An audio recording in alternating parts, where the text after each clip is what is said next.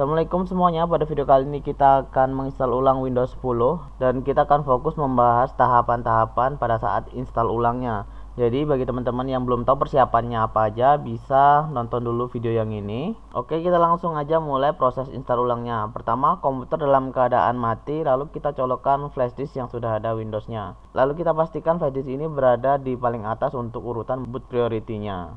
Oke, pertama kita harus memastikan boot priority sudah terpasang USB di paling atas. Untuk masing-masing komputer ataupun laptop, cara masuk ke BIOS dan merubah boot priority ini akan berbeda-beda tampilannya ya. Jadi di sini saya udah menganggap teman-teman udah ngerti dan bisa cara merubahnya. Kalau misalnya belum bisa, silahkan cari aja di Google, contohnya seperti ini. Tinggal ketikkan aja cara masuk BIOS dan merubah boot priority laptop, misalnya mereknya Asus X411N misalnya kayak gitu ya.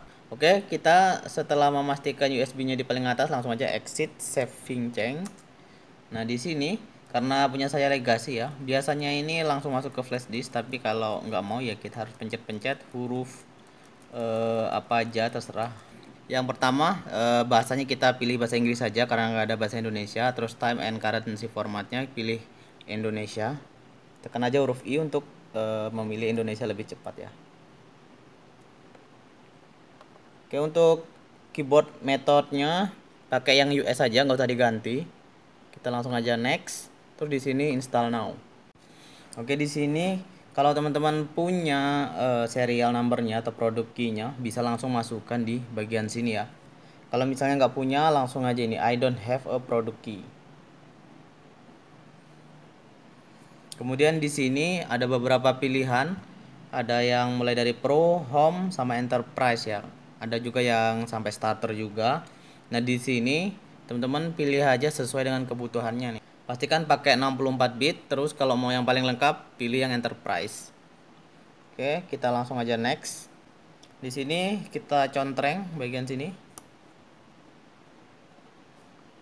Lalu tekan next. Kemudian di sini kita pilih yang bawah custom install Windows only.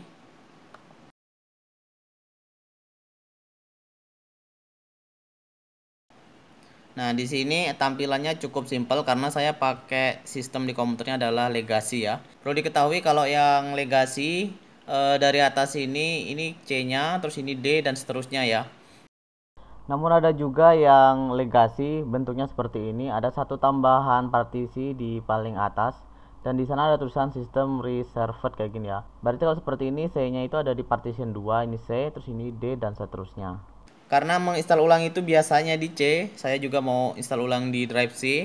Jadi pastikan kita pencet di bagian atas ini, jangan sampai ketukar kayak gini ya. Kita pilih yang drive C-nya, lalu tekan format dulu biar menghapus Windows yang lamanya ya. Setelah formatnya selesai, bisa lihat di sini total size sama free space-nya kalau sama atau kurang lebih berarti ini udah. Lalu kita tekan next. Oke, saya ingatkan sekali lagi, pastikan biru-birunya atau kliknya itu di drive C. Jangan sampai ketukar. Oke, kita next.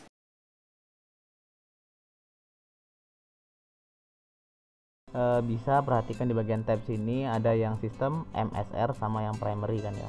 Nah, perhatikan yang primary itu dari yang paling atas itu udah ngurut tuh C, yang kedua itu D, E dan seterusnya. Nah, jadi kalau mau nginstal ulang di C berarti pilih primary yang pertama yang paling atas, terus di format aja biar Windows yang lamanya itu terhapus. Oke. Selain itu, selain yang primary, yang lainnya juga harus dihapus nih. Yang selain primary maksudnya ya, yang MSR sama sistem itu harus di format juga. Jadi kalau misalnya mau install ulang C berarti sistem ini di format, MSR yang ini format, sama primary yang C atau yang paling atas juga di format.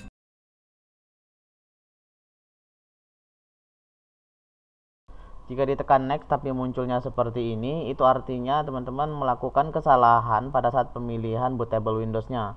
Intinya seperti ini, ketika komputer kita itu sistemnya GPT, maka kita harus memakai UEFI, jadi tidak boleh pakai legacy. Begitu juga sebaliknya, ketika komputer kita MBR, maka kita harus pakai sistem yang legacy, tidak boleh pakai UEFI. Kalau misalnya tertukar, maka akan muncul salah satu dari dua error yang ada di gambar ini. Kalau ada yang mengalaminya, silahkan tonton dulu video yang ini ya. Saya cantumkan linknya ada di deskripsi video juga.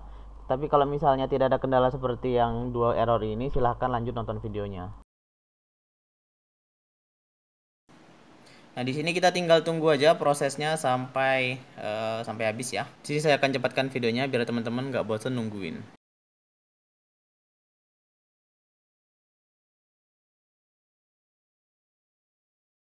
Oke, ini kita langsung restart. Kita langsung restart now aja. Nah, di sini flash disknya harus dicabut ya teman-teman. Kenapa flash disknya harus dicabut? Karena kalau misalnya tidak dicabut, maka proses install ulangnya akan ngulang lagi dari yang pertama. Jadi solusinya kalau misalnya udah terlanjur ya cabut aja flash disknya, terus tinggal gagalin proses install ulang yang baru tadi dengan cara kontrol alt delete atau tinggal close-closein aja kayak gitu. Nah, nanti proses install ulangnya akan menyambung yang pertama tadi. Di sini kita tunggu sampai 100%. Oke, sekarang kita masukkan region atau negara kita ya. Kita pilih Indonesia, lalu tekan yes. Kemudian untuk keyboardnya US sudah benar ini, tekan yes lagi. Nah, di sini kalau keyboardnya ingin ditambah ya, misalnya mau ngetik Arab, bisa di add layout sini. Kalau ngetik biasa tidak usah add layout, kita langsung aja pencet skip. Oke, di sini karena saya nggak ingin mengkonekkan kemana-mana, jadi langsung aja skip for now. Oke, di sini kita masukkan atau kita buat nama untuk si komputer ini. Misalnya di sini namanya contoh.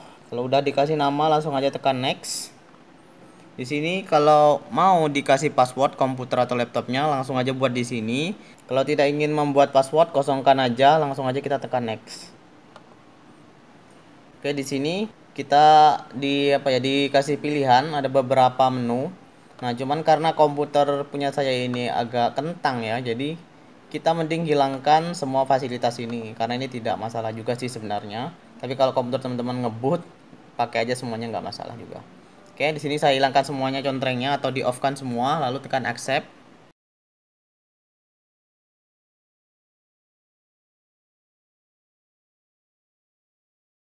Oke, dan sekarang Windows 10-nya sudah terpasang. Untuk langkah berikutnya tinggal kita pasang driver komputer ataupun laptopnya. Bagi yang belum tahu caranya silahkan tonton dulu video yang ini.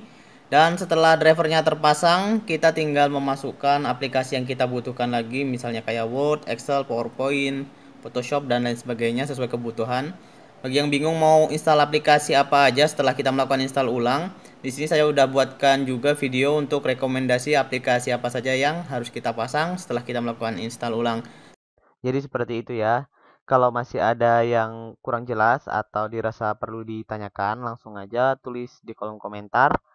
Jangan lupa tekan tombol like dan subscribe-nya kalau video ini bermanfaat. Tonton juga video-video bermanfaat lainnya di sini dan sampai jumpa di video selanjutnya.